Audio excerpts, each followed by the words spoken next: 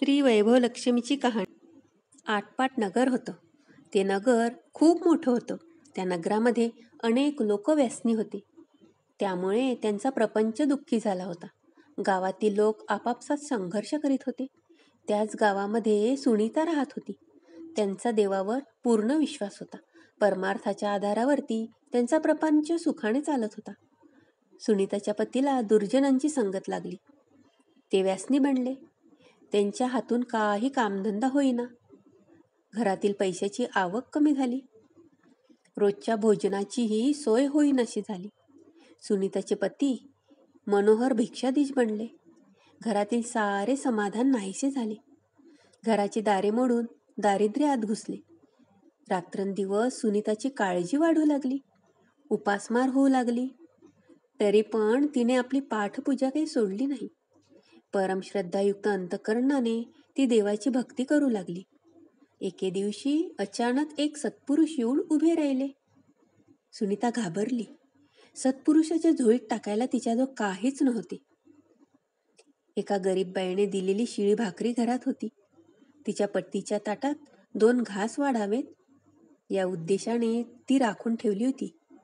परंतु सत्पुरुष दारामध्ये उभा होता. ते पाहून ती भाकरी आणली व त्यांच्या झोळीत टाकली.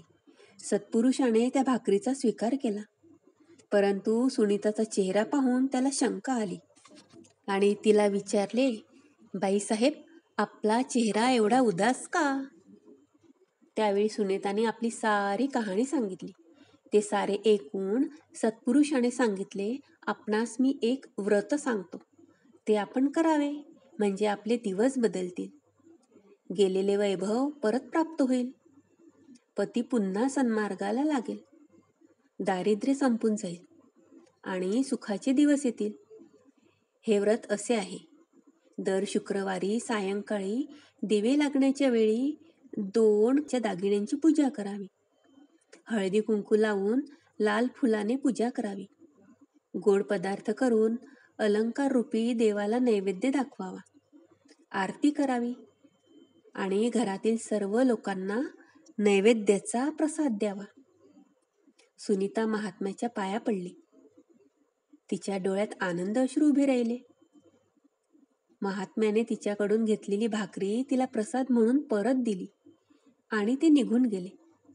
शुक्रवार उजाडला. सुनीताने साधूने सांगितल्याप्रमाणे पूजा केली.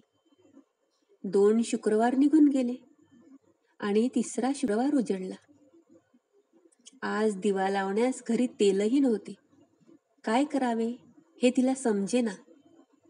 अचानक दार वाजले. तिने दार उघडले तर पती दारात उभे होते. पतीने पगाराचे पैसे सुनीताच्या हाती दिले.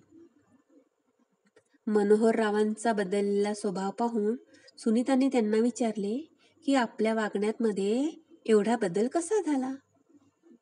मनोहर रावांनी सांगितले की माझ्या स्वप्नात एक सत्पुरुष आला आणि त्याने मला सर्व व्यसने सोडाव्यास आणि सन्मार्गाने वागाव्यास सांगितले. त्यावेळेपासून माझे जीवन बदलले. माझी चूक आता मी कधीही कुमार्गाने वाटचाल करणार नाही.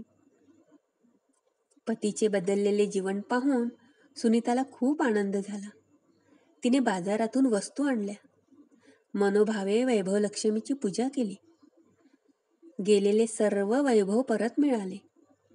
गावातील लोकांना काही महिला सुनीताकडे येऊन बदललेल्या परिस्थितीचे रहस्य विचारू लागले.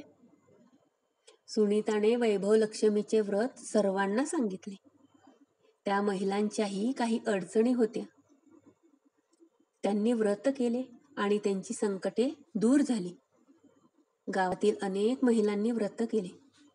गावात सुधारणा झाल्या. व्यसनी गाव आता सन्मार्गाला लागले. गावातील संघर्ष कमी झाला. एकमेका साह्य करू अवघे धरू सुपंथ ही भावना गावात वाढली. सुख समाधानाचे सूर गावात निनादू लागले. ही 60 उत्तराची कहाणी 5 उत्तरी सुफळ संपूर्ण. व्हिडिओ आवडल्यास लाईक करा, शेअर करा आणि माझ्या चॅनलला सबस्क्राईब करा. धन्यवाद.